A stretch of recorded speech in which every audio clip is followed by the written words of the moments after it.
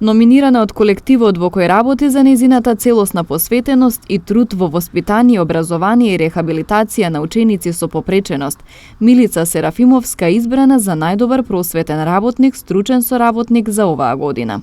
Како дефектолог работи 26 години, од кои 24 во настава и 2 како специјален едукатор.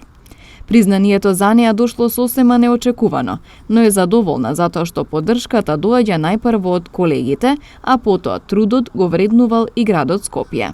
Првично, јас не сакав сама да се номинирам за наградата, зашто сметам дека сите мои колеги кои што ја работат оваа работа имаат истата тежина на работа и сите се занимаваме со една иста тешка и благородна работа, а тоа е воспитание, образование и рехабилитација на ученици со попреченост, но на иницијатива на мнозинството колеги на наставнички совет дојде номинацијата и ја прифатив номинацијата за просветен работник на град Скопје.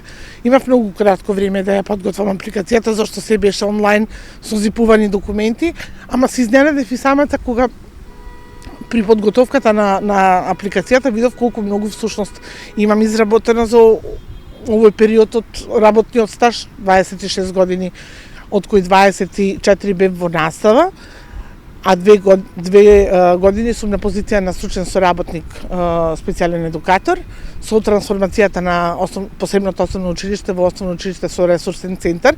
И за волја на вистината многу би помогна и моите колеги да ја подготвам апликацијата. Не се надевав многу на наградата. За мене оваа работа има, не знам, посебна драж. Значи, ова не може секој да го работи. Треба премногу да ја сакате работата и многу време да се фокусирате на истата. Кај нас долго време работиме за да се видат мали мравкини и чекорчињи напредок и децата. Меѓутоа, баш тие мали успеси не тераат стално да продолжиме понатака и понатака. Серафимовска вели дека бројот на деца со попреченост се зголемува, но и дека ним им треба поголема грижа. Семејствата се оставени маргинализирани. Учениците добиваат добри услуги во посебните училишта, а сега поддршка добиваат и учениците инклузирани во редовниот образовен процес преку образовни асистенти, но секогаш може повеќе, потенцира Серафимовска.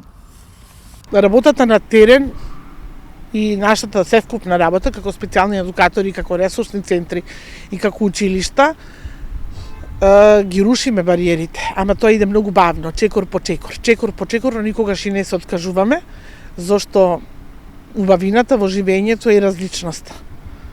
И мислам дека на секого треба да му се даде шанса да го покаже тоа што најдобро го може, најдобро го знае и секој има право да биде вклучен во заедницата на еднаква основа со сите. Да шириме само љубов, порачува Серафимовска. Новогодишна порака, љубов, тоа е нешто што треба сите да не води во работата, во релациите, во игрите, во комуникацијата секојдневна, упати убав збор, упати убава порака, направи добра работа, не работи за награди и признанија, наградите и признанијата самите ќе дојдат,